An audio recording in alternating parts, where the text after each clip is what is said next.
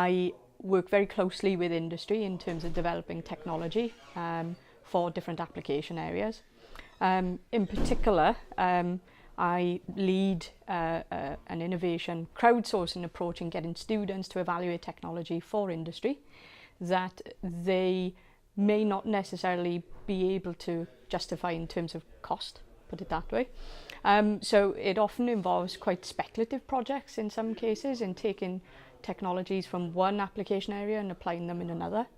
And that's pretty much why I've been here today, to actually talk about product development that we've worked fairly closely with a company, a local company called Biotage, who develop sample preparation products.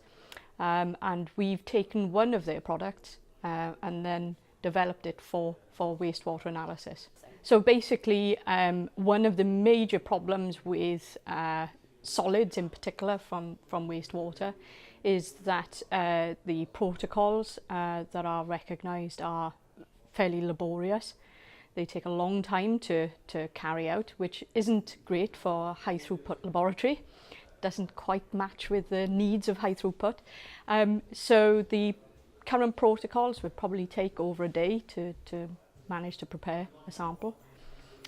We've managed to develop a product with Biotage so that we've reduced that to anywhere between 20 minutes to an hour or so. So actually it's a considerable change and efficiency gain in terms of that product.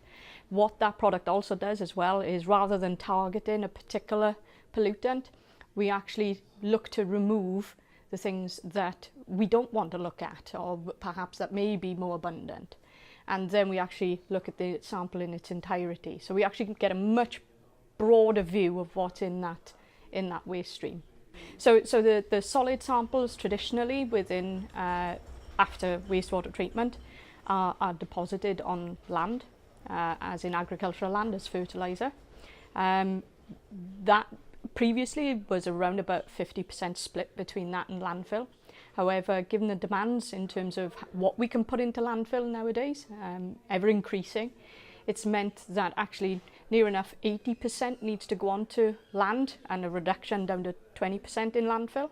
So the demands in terms of ensuring that we are putting a safe product and a well-defined product on land that doesn't have an environmental and ecotoxicological impact, and equally an impact potentially in terms of public health, is very important.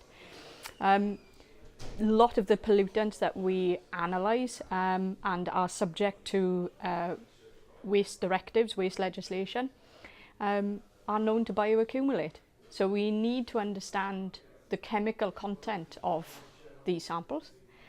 We need to understand the chemical content of what we're putting into landfill, because that is a requirement of landfill legislation. So actually, whatever we do with these waste streams, we need to know what's in them. So actually having appropriate analytical technologies to know what's in them is a very, very important part of that jigsaw.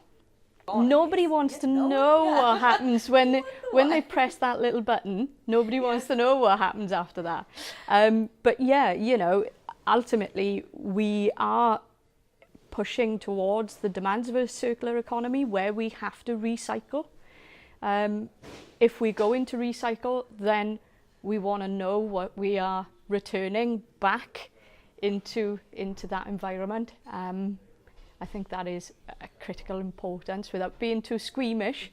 I think that is something that everybody will want to know and really should invest in.